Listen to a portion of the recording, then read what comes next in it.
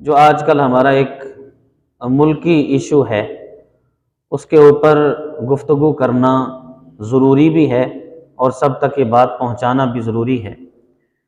کچھ لوگ اپنی سیاست کی آڑ میں ختم نبوت کے قانون کو بھی خراب کرنے کی کوشش کر رہے ہیں، اور بلکہ کر بھی دیا گیا۔ عدالتی سطح پر ہمارے ایک معزز جج صاحب نے قادیانیوں کے خلاف جو پاکستان کا قانون ہے، اس قانون کو بہت حد تک بدلنے کی کوشش کی ہے، جو کہ نہایت ہی خطرناک ہے۔ ہم اس کی پرزور مذمت بھی کرتے ہیں، اور اس بات پر ہم عقیدہ رکھتے ہیں کہ ہمارے آقا صلی اللہ علیہ وآلہ وسلم ہی آخری نبی ہیں، اور آپ کے بعد کوئی نبی، کوئی رسول کسی بھی قسم کا نہیں آ سکتا۔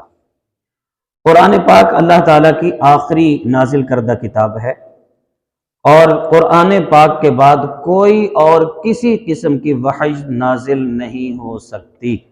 جب ختم نبوت ہو چکی ہے تو پھر وحی بھی ختم ہو چکی، تو اب کسی پر بھی وحی نہیں آئے گی ہمارے آقا صلی اللہ علیہ وآلہ وسلم کے بعد۔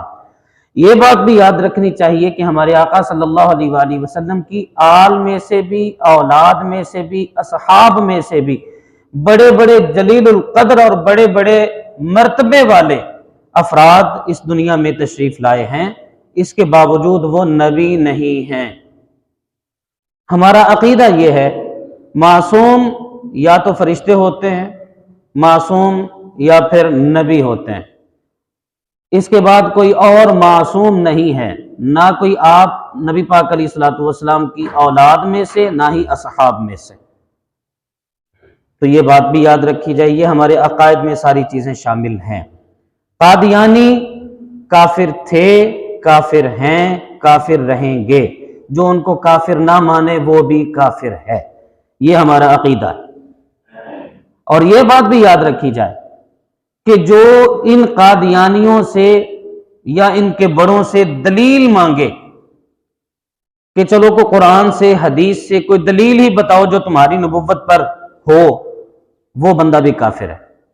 امام اعظم ابو حنیفہ رحمۃ اللہ تعالیٰ علیہ، ہمارے امام صاحب رحمۃ اللہ تعالیٰ علیہ سے کسی نے پوچھا تھا کہ جو نبوت کا دعویٰ کرتا ہے اس سے کوئی دلیل تو مانگ لینی چاہیے نا، دلیل تو اس کی ہونی چاہیے، اس سے پوچھنا چاہیے، جس طرح کہ ہمارے معاملات میں ہوتا ہے، بھی تیرے پاس کوئی پروف ہے، کوئی ثبوت ہے، کوئی دلیل ہے۔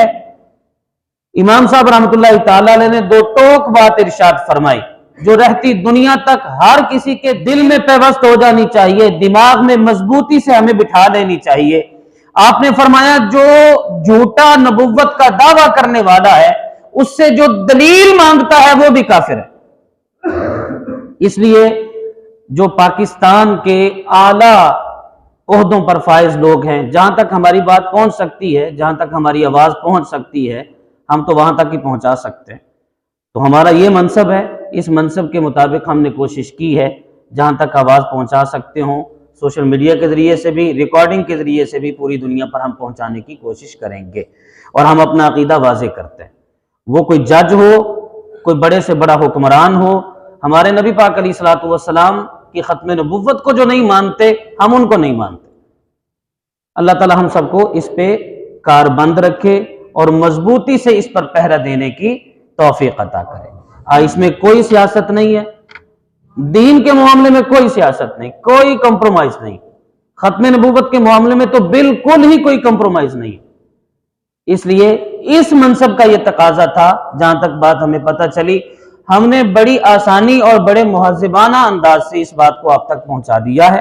اب آپ لوگوں کو بھی چاہیے کہ اس پر پہرہ دیں، جو جن کو ہم نے ووٹ دیے ہیں، جو ہمارے حکمران بنے ہیں یا جو بنیں گے، ان تک یہ بات پہنچائی جائے کہ دیکھیے ختم نبوت کے معاملے میں ہمارے ووٹ کا کوئی تعلق نہیں ہے، ختم نبوت کے معاملے میں ہمارا اسلام اور دین کا تعلق ہے۔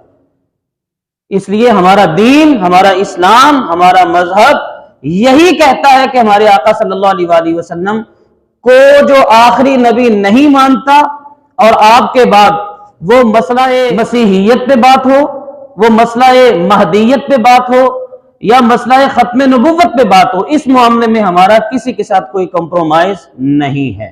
ہم اس پر بڑی واضح بات کر چکے. اللہ تعالیٰ ہم اس پہ کاربند رکھے.